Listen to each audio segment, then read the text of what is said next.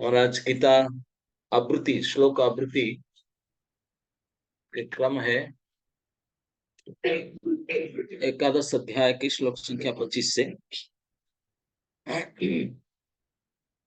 दिशो न जाने न लभे च शर्म प्रसीद देवेश जगन्निवास। अहो दृष्टा करा दृष्टा कराळानि च ते मुखानि दृष्टेव काळानलसन्निभानि।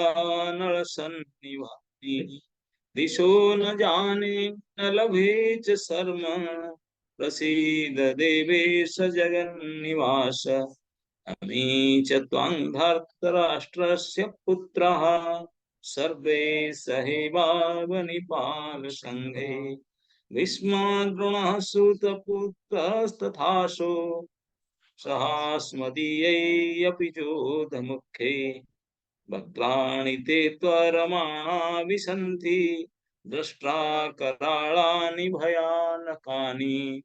केचिद्विलग्ना दशनान्तरेषु सदृश्यन्ते चूर्णितैरुतमाङ्गै यथा नदीनां बहवम्बुवेगः समुद्रमेवाभिमुखा द्रवन्ति तथा तवामि नरलोकवीरा विशन्ति वक्त्राणिभिर्ज्वलन्ति यथा प्रदीप्तं ज्वलनं पतंगा विशन्ति नाशाय समृद्धवेगः एव नाशाय विशन्ति लोका तवापि वक्त्राणि समृद्धवेगः लेलीहसेग्रसमानः समन्तात् लोकान् समग्रान् वदने ज्वलद्भिः तेजोभिरापूर्य जगत् समग्रं वासस्तवग्रात्मतपन्ति विष्णु। आख्याहि मे को भवानुग्ररूपो नमोऽस्तु ते देववर प्रसीद। विज्ञातुमिच्छामि भवन्तमाद्यं न हि प्रजानामि तव प्रवृत्तिम्। श्री भगवान उवाच कालोऽस्मि लोकक्षयकृत् प्रवृद्धो लोकान् समाहर्तुमिह प्रवृत्तः ऋतेऽपि त्वान्न भविष्यन्ति सर्वे एव स्थिता प्रत्यनिकेषु युद्धः तस्मात् उत्तिष्ठ यशो लभस्व जित्वा सन्तुं भुक्ष्य राज्यं समृद्धम् मयेऽविते निहतः पूर्वमेव निमित्तमात्रं भव सव्यसाचिन्।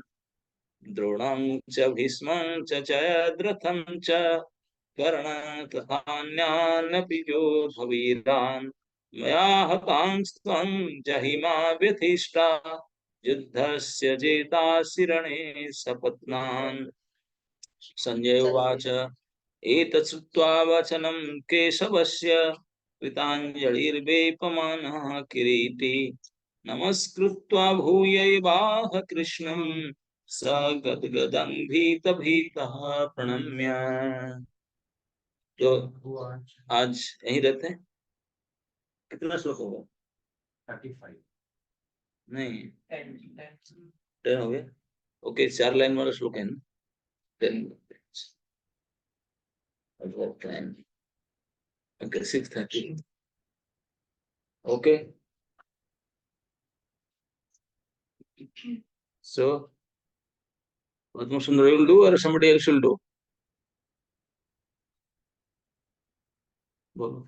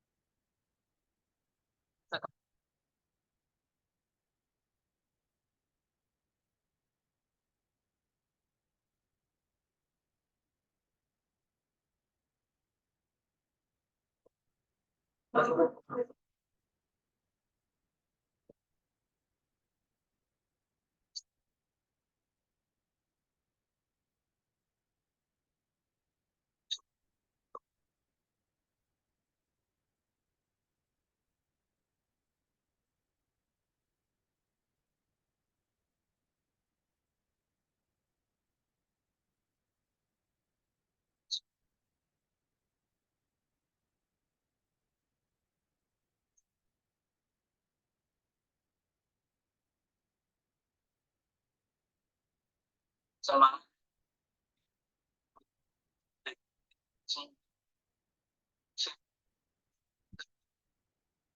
शिवजी उनके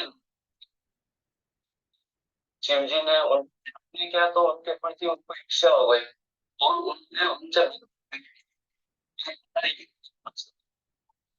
करने के उद्देश्य से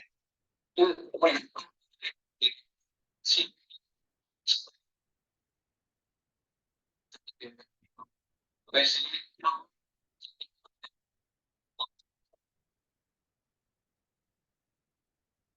सीता सीता माता का के लेके देखा कि चल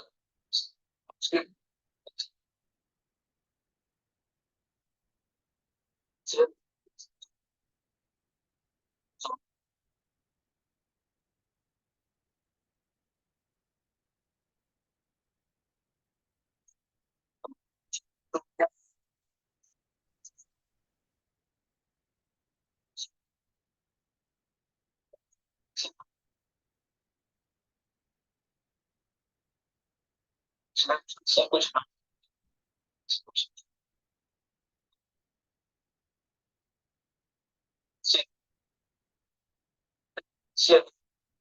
स्वयं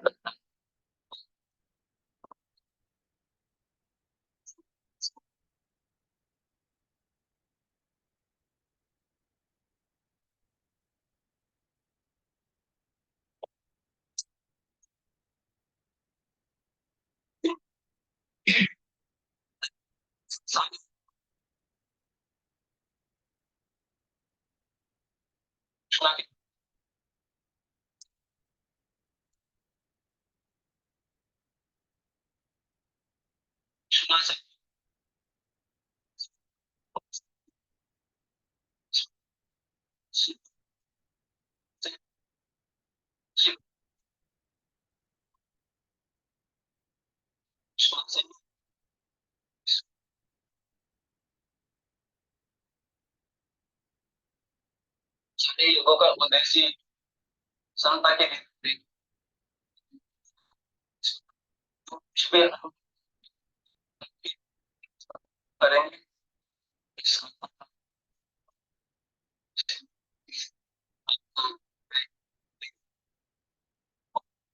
इसको समझ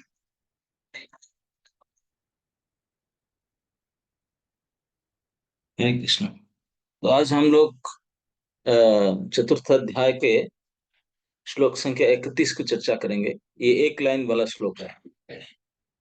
नायं लोको अस्ति अयज्ञस्य तो अन्य कुरुषोत्तम।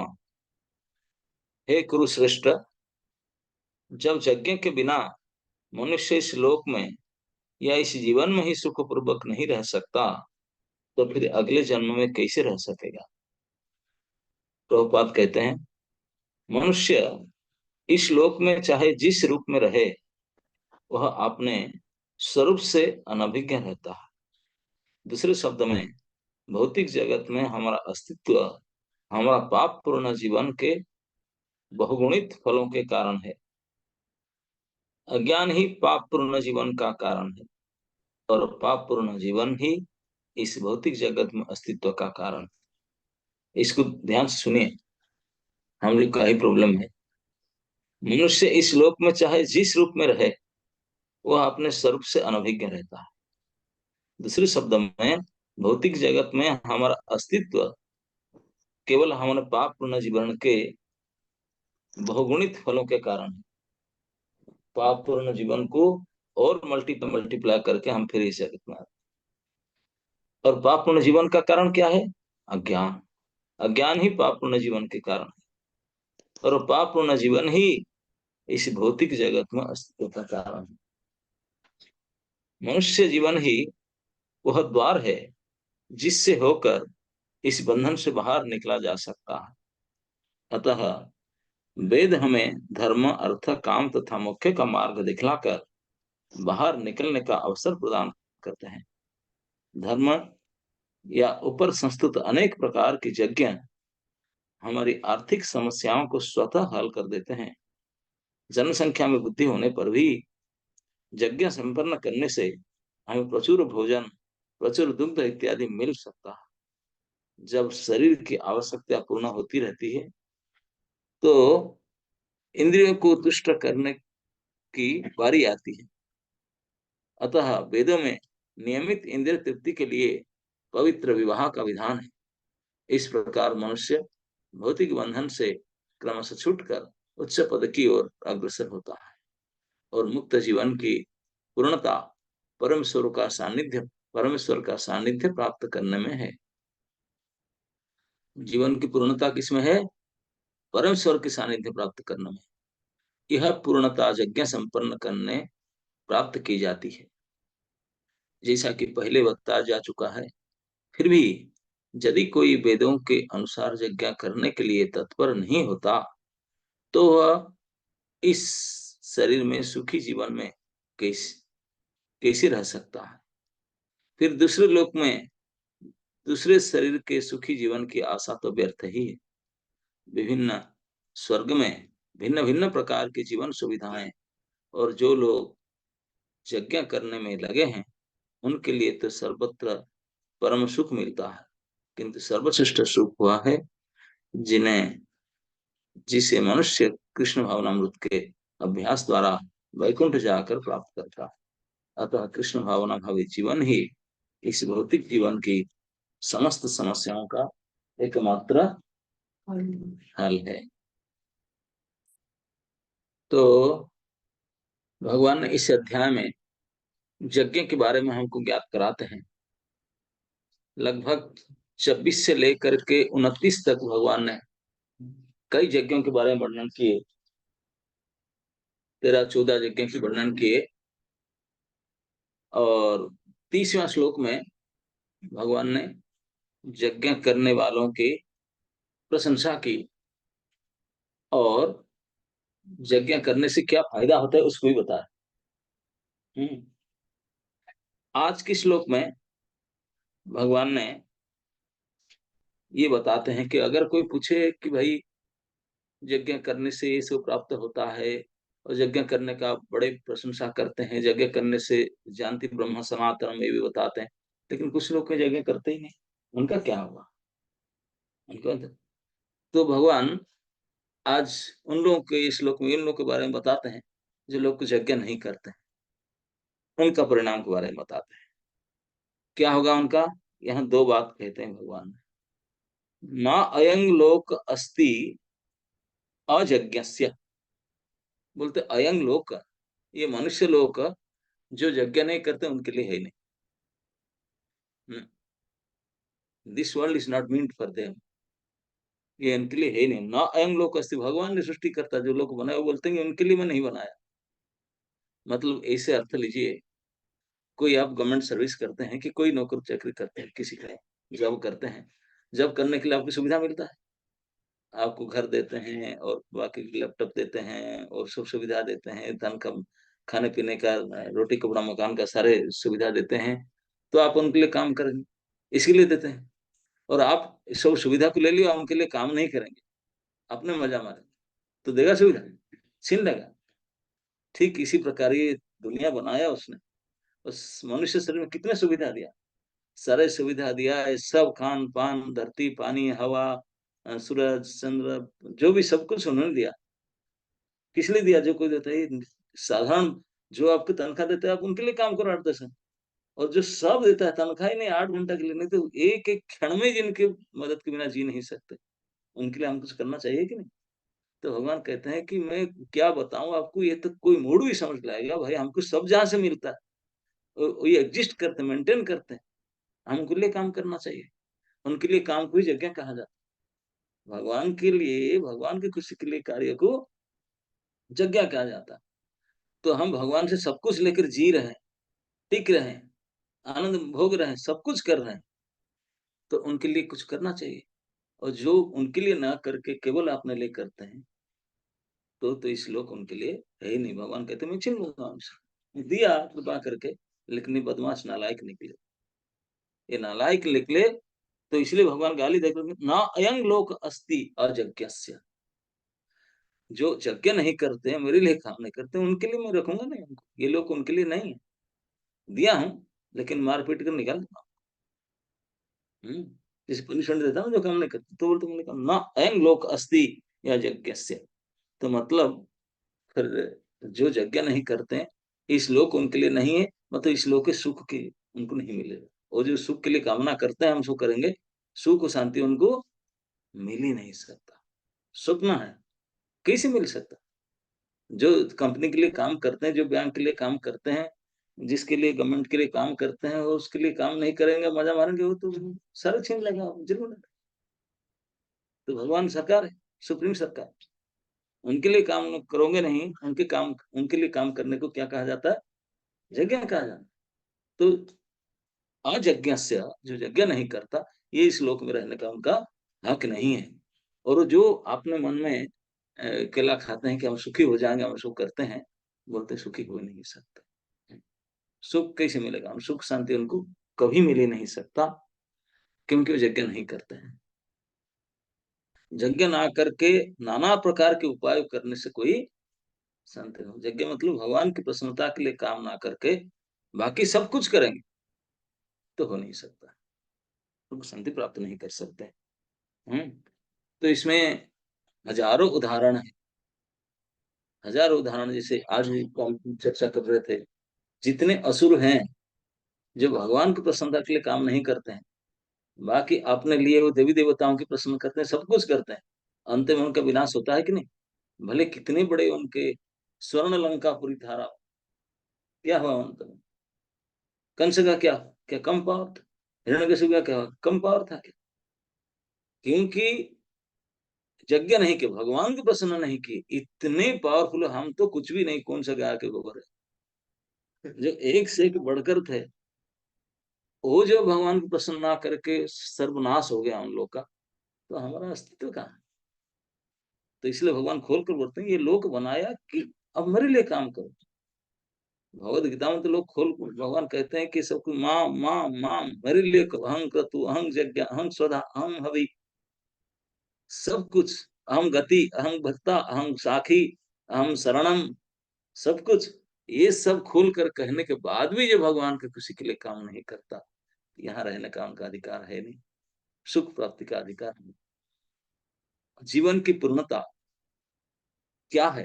प्रभुपाद जी ने हम समझाते हैं, जीवन की पूर्णता है भगवान के सानिध्य की प्राप्त करना, है ना? नहीं, और जो भगवत प्राप्ति के लिए काम नहीं करता, इंद्रिय तृप्ति का, उसको पाप कहा जाता है। और इस पाप को और बढ़ाते बढ़ाते हम इस दुनिया में आकर रहते हैं, नाना प्रकार के जो नाना प्रकार के दुख जो प्राप्त करते हैं। वही इस अज्ञानता के कारण, ज्ञान है ना, ज्ञान क्या, हम भगवान के हैं, भगवान के लिए यही ज्ञान, ये ज्ञान उनके पास है नहीं। समझ में आया ज्ञान क्या है? वास्तविक ज्ञान इसको कहते हैं कि हम सभी ठाकुर जी के हैं, भगवान के हैं, और भगवान के लिए ही है, यही है वास्तविक ज्ञान। इसी को जो नहीं जानता, तो अज्ञानी है, तो फिर वो पाप कर्म करता है, वो पाप कर्म के कारण नाना प्रकार के कष्ट, इसी भौतिक और जीवन, ये सब कुछ उसके कारण। अभी हमको समझ में आ जाए, जिसको कष्ट मिलता है हमको समझ में, अरे मैं ये गलती किया इसलिए मुझे, तो अभी कान पकड़ कर कसम खाना चाहिए, अभी ऐसे गलती नहीं करूंगा। अभी तक हम लोग भगवान की प्रसन्नता के लिए अगर काम नहीं किए होंगे, तो आज से संकल्प लेना चाहिए कि अब कान पकड़ करता हूँ, जिसने पनिशमेंट मिला, और गलती नहीं करूंगा, और गलती नहीं करूंगी। गलती क्या? ना हम भगवान की खुशी के लिए काम ना करके अपने लिए करते हैं, यही गलती है। अभी केवल भगवत प्रसन्नता के लिए काम करना चाहिए। प्रभुपाद कहते हैं कि ये संसार में जो आए हैं, दुख भोगते हैं, वहां से निकलने के लिए वो रास्ता है। प्रवेश तो कई प्रकार से होता है, निकलने के लिए एग्जिट, एंट्रांस तो बहुत जगह में, एग्जिट एक जगह में, केवल मनुष्य जन्म। 84 लाख गेट है एंट्री में, एग्जिट में एक ही गेट है मनुष्य से, इसी में एग्जिट निकाल सकते हैं। और उसमें भी जो इसी को जानते हैं उनको आचार्य कहा जाता है। शास्त्र के अनुसार आचार्य वो होगा जो ये निकालने का रास्ता को जानता है, उनको बोलते प्रस्थान, प्रवेश और प्रस्थान, प्रस्थान त्रय, प्रस्थान त्रय के ऊपर जो टीका नहीं लिखा उनको आचार्य नहीं माना जानते हम। इसीलिए तो गौड़ीय संप्रदाय को नहीं मानते, ऊपर वेदांत भाष्य लिखना पड़ा।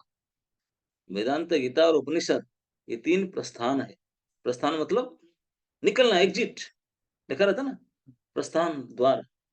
तो एग्जिट, ये भौतिक संसार से निकलने के लिए यही तीन उपाय है, गीता, उपनिषद और वेदांत। ये तीन को जो जानता है वही आचार्य को। तो इसको लिखना पड़ता है, बोले संप्रदाय में प्रस्थान त्रय के ऊपर भाष्य नहीं लिखे, एग्जिट पता नहीं आपको। क्योंकि हम दुख संसार में पड़े हैं, वहां से निकलना चाहिए, निकलने के उपाय तो जानते हैं, वही आचार्य होगा जो बता पाएगा। तो भगवान कहते हैं कि लोग नहीं जानते हैं उनको। ये त्रय का अर्थ केवल धर्म अर्थ काम मुख्य सारे वेदों में होते हैं, वो भी हो जाते हैं। वास्तविक भगवत प्राप्ति है डायरेक्ट भगवान के लिए काम करना, कृष्ण भाव भक्ति में लग जाना, कृष्ण भावना भावित होना, यही सीधा सीधा भगवान के सानिध्य प्राप्त करना, जो जीवन की परिपूर्ण पूर्णता है। हम्म।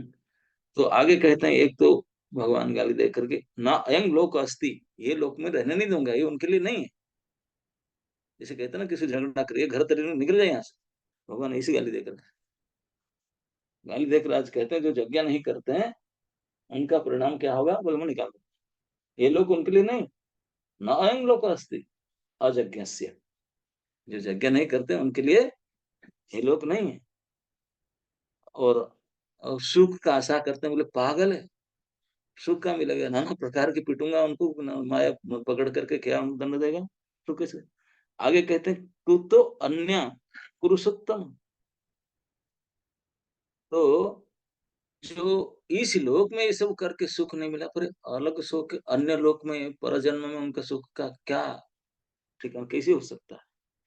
कुतो अन्य पुरुषोत्तम, अन्य इसी जीवन में इतनी सुविधा दिया, मनुष्य शरीर दिया, ये लोक दिया, सारे शास्त्र दिया, इसकन सोसाइटी दिया, एक सेक्रेटरी ट्रिप लेकर के आया, ये सब के बाद ही फिर ना समझे, कुछ नहीं कर पाए, तो फिर उनको दूसरा क्या करे। कुतो अन्य, और कोई उपाय ना, और कोई लोक ना, और कोई जो नहीं, क्या उनको मिल सकता है सुख, असंभव है। कुतो अन्य, भगवान कहते हैं कि बदमाश यहाँ आकर जो नहीं कर पर फिर दूसरा क्या करेंगे। They have no other hope, no other scope, कुछ नहीं, कुतो अन्य। आगे कहते हैं पुरुषोत्तम, पुरुषोत्तम भगवान अर्जुन को कहते हैं यहाँ। बाकी कई संजय, पार्थ, अर्जुन, लेकिन यहाँ एक स्पेशल वर्ड भगवान अर्जुन के लिए यूज किए, क्या, पुरुषोत्तम। और इसमें तीन शब्द मिल करके बना है, ये एक संधि शब्द है पुरुषोत्तम में, कुरु, सत और तम। पुरुषोत्तम में तीन शब्द है। कुरु का अर्थ है कि डायनेस्टी, गुरु वंश। सत मतलब श्रेष्ठ, और तम मतलब सुपरलेटिव डिग्री, सबसे टॉपमोस्ट श्रेष्ठ। तो कुरुषोत्तम का पूरा अर्थ होगा, कुरु वंश में जो जो जन्म लिए हैं उनमें से सर्वश्रेष्ठ, पुरुषोत्तम का।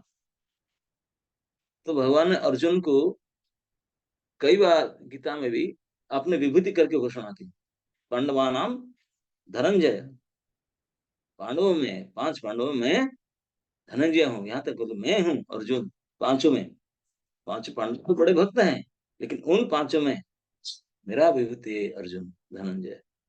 लेकिन यहाँ तो पांडवों की बात नहीं, क्योंकि पांडव भी कुरुवंशी हैं और कौरव भी कुरुवंशी हैं। अब तो बिल्कुल होलसेल में भगवान ये बात कहते, बोले बोले कुरुओं के लिए मैं कहता हूँ, कुरुओं में जितने अभी तक पुण्यवान पवित्र कीर्ति अच्छे लोग बने हैं, इन सब में से सुपरलेटिव डिग्री, जैसे गुड, बेटर, बेस्ट, कुरुसत, कुरुसत्तम, कुरुसोत्तर, कुरुसत्तम, कुरुसोत्तम, सबसे टॉप मोस्ट बोलते हैं अर्जुन। अभी तक कुरुवंश में जितने धार्मिक, जितने ज्ञानी, जितने जानकार अच्छे लोग निकले, भक्त निकले, जितने भी निकले, इनमें से टॉप मोस्ट पोजिशन है अर्जुन। आप कुरुषोत्तम है, कुरुवंश में सर्वश्रेष्ठ है। अभी तक कुरुवंश हजार से, अर्जुन इज 17th पीढ़ी राजा कुरु के, राजा कुरु के 17वां पीढ़ी है तो अब 17वां पीढ़ी में कितने लोग हुए होंगे? भगवान बोलते हैं कुरु से लेकर के, कुरु वंश में अभी तक 17 पीढ़ी तक जितने श्रेष्ठ नर हुए, आप सबसे श्रेष्ठ तुम हैं। क्यों? क्योंकि अर्जुन भगवान के मित्र हैं, उनके भक्त हैं, केवल उनके लिए काम करते हैं। भगवान अर्जुन जानते हैं, बोले अर्जुन कितने कुछ करे, अंत में जब मैं बताऊंगा तो मेरे लिए जी जान देने को करिष्ये वचनम तब।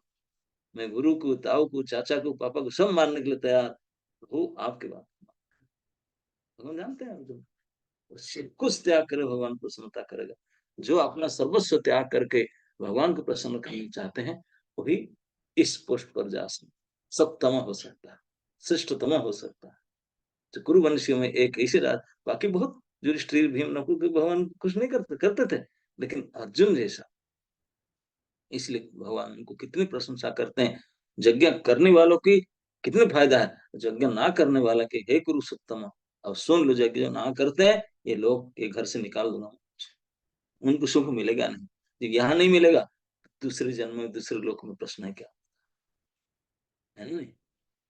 तो इस प्रकार से एक बात प्रभुपाद जी ने तात्पर्य लिखते हैं, जनसंख्या में वृद्धि होने पर भी यज्ञ संपन्न करने से हम प्रचुर भोजन, प्रचुर दूध, प्रचुर सारे सब मिलता है हमको। प्रभुपाद बोलते हैं कि आजकल लोग बड़े चिंता में पड़े हैं कि पॉपुलेशन इंक्रीज हो गया इसलिए सब गड़बड़ हो रहा है, पॉपुलेशन इंक्रीज हो गया इसलिए गड़बड़ हो रहा है। पॉपुलेशन इंक्रीज ऐसी गड़बड़ नहीं हो रहा, ये जो इन्वेंशन हो इंक्रीज हो गया वो गड़बड़। गाड़ी इतने बढ़ गया इसे ट्रैफिक जाम हो रहा। दिल्ली में हमारा सरकार ट्रैफिक जाम इतने ज्यादा होता है, तो इसलिए एक नया उपाय निकले दुर्बुद्धि, दुर्बुद्धि से डाउनलोड करके कि ऑड एंड इवन, ये तो सभी दिल्ली वाले जानते हैं। मुझे पहले समझ में नहीं आता था ये अडविन क्या, अडविन क्या है।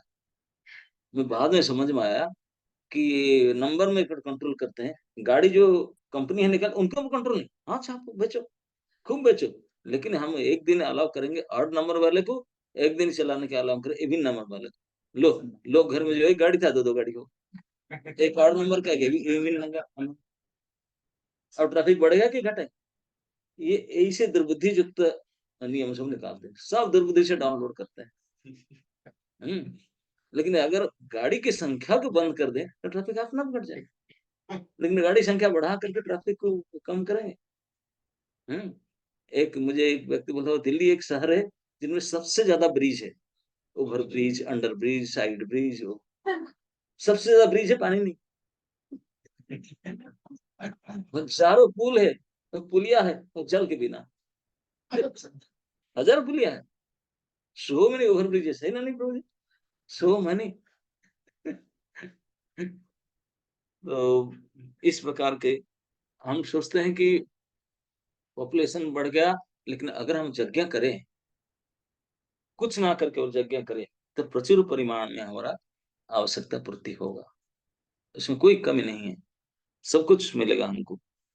तो इसलिए लोग इसकी जो फलशाली धंधे इसे कहते हैं, ऐसा नहीं है। हम्म तो प्रभुपाद कहते हैं कि जब शरीर की आवश्यकता पूर्ण हो जाती है तो इंद्रिय की तुष्ट करने की बारी आती है, ओवर एंड वर्क। तो वेदों में नियमित इंद्रिय तृप्ति के लिए भी पवित्र विवाह के विधान है। मतलब वेदों में विधान दिया गया, आप सुख चाहते हैं इस प्रकार के भगवान को प्रसन्न करके आप इस सुख भोगो। सुख भोगने के लिए मना नहीं किया गया, जितना आपको अलाउ किया है, बट टू आज यज्ञ, विवाह इज यज्ञ। तो इस प्रकार भगवान को प्रसन्न करके जो भी सुख लेना है, यहाँ तक कि शास्त्र में बताया गया जो मन मीठ खाना चाहते हैं उनके लिए बताया गया यज्ञ करके खाओ, श्रोतामणि यज्ञ करके मीठ खाओ, क्योंकि आप रोक नहीं सकते अपने आप को, you can't control your tongue, तो okay eat meat but do यज्ञ, है ना? तो कुछ भी करो, तो अगर यज्ञ करने से कम से कम पाप में जीवन से बचा जा सकता है।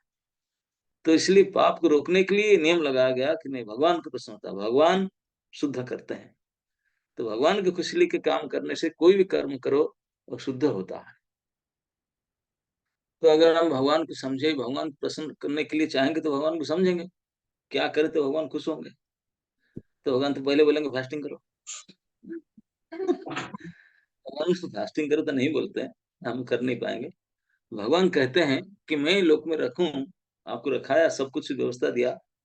कोई अगर पूछा, बड़े बड़े विद्वान लोग को पूछा, हम लोग तो क्या बोलते हैं, नमक हराम बेईमान है, हम पूछते नहीं कभी।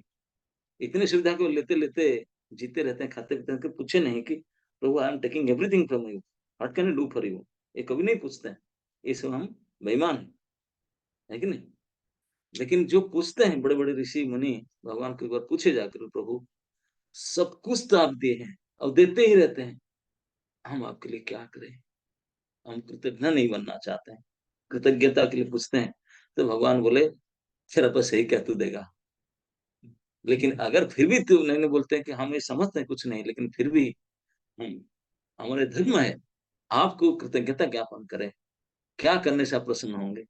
तो भगवान अपने ओर से, अपने सिमुख से बोले, क्या करने से मैं खुश हो जाऊंगा, क्या करने से तू मेरा पास आ जाएगा, क्या करने से तेरा सब कुछ सुख शांति प्राप्त हो जाएगा।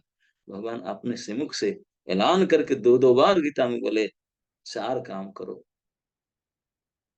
माँ भव, मद भक्त भव, मद याजी, मत नमस्कुरु, दैट्स इट। सभी में मत लगा, ध्यान रखो, और कोई नहीं, देवी देवता, देवी दादा नहीं, माता पिता नहीं, पति नहीं, कोई नहीं, केवल मैं, मेरे में मन लगाओ, मन बना, मेरा भक्त बनो, मद भक्त, मेरा पूजा करो और किसी का नहीं, और नमस्कार भी मुझे करो, दैट्स इट।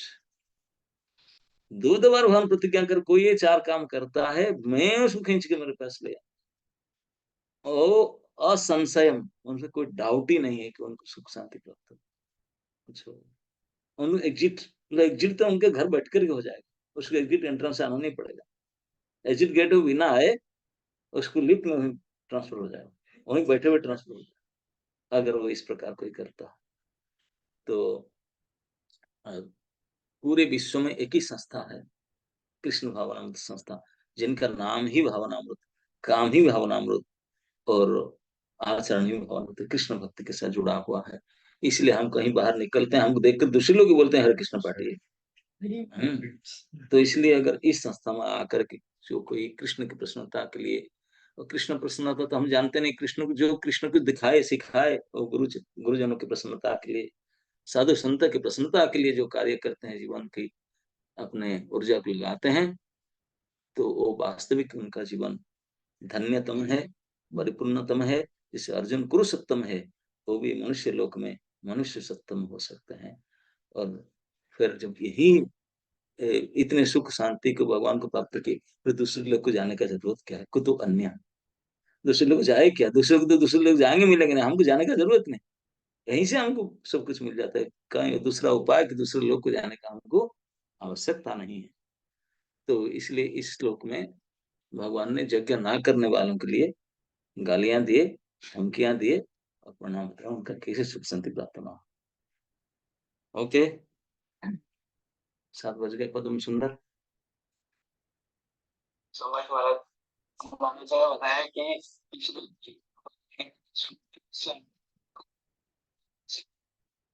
योगों का किया कि किस प्रकार यज्ञ करना चाहिए, भगवान करना चाहिए, संसद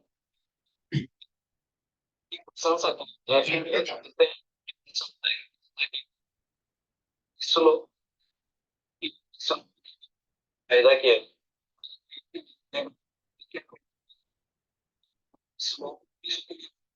सुखी नहीं रहेगा। जैसे ना एग्जाम्पल देके बताए महाराज ने, जैसे थे, असुर थे, कंस थे, ये लोग थे, मान थे, तो इसलिए वो उनका सबका नष्ट हो गया, सब कुछ, लंका भी जल गई, उनका भी नाश हो गया। तो भगवान की प्रसन्नता के लिए कार्य नहीं करेंगे तो हम सुखी नहीं रह पाएंगे। तो महाराज ने बताया जैसे वास्तविक ज्ञान क्या है, तो वास्तविक ज्ञान है कि हम ठाकुर के हैं और ठाकुर के लिए ही है, यही वास्तविक ज्ञान है। और महाराज ने बताया कि ना 84 लाख गेट है, और इसमें एक ये मनुष्य जीवन ही है जिसके द्वारा हम भौतिक जगत से निकल जा सकते हैं। और वेदांत, गीता, उपनिषद, ये 3 उपाय है भौतिक जगत से निकलने के लिए। और ये जो जानता है 3, वो आचार्य है। तो इस्कॉन, इस्कॉन ने ये सब कुछ दिया है, इस्कॉन में सब कुछ ये बताया गया है कि है ना, जो कुरुशतम के बारे में बताया महाराज ने, जो कुरुवंश में जन्म लिया है और उनमें सर्वश्रेष्ठ है वो कुरुशतम है। तो अर्जुन अर्जुन के लिए भगवान ने बताया कि ये 17 पीढ़ियों में भी सबसे सर्वश्रेष्ठ है, इसलिए भगवान को पुरुषोत्तम बोलते हैं। तो फाइनली महाराज ने ये बताया कि हमें भगवान के लिए कार्य करना चाहिए, साधु के लिए अपनी ऊर्जा लगानी चाहिए, उनके लिए हमारा कार्य करना चाहिए, तो हमारा फिर जीवन इस प्रकार धन्य हो जाता है और इसी लोक में हम सुखी हो जाते हैं। तो महाराज जी का हम बहुत बहुत धन्यवाद करेंगे 3 बार हरे कृष्ण महामंत्र बोलकर।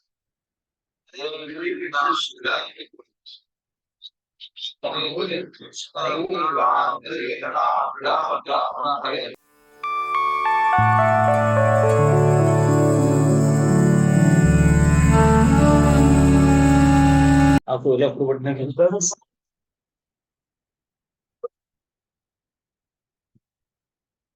आप लोग इधर आते हो, ऊपर में बैठे। आज भी आप जितने आप इधर आते हो, ऊपर में।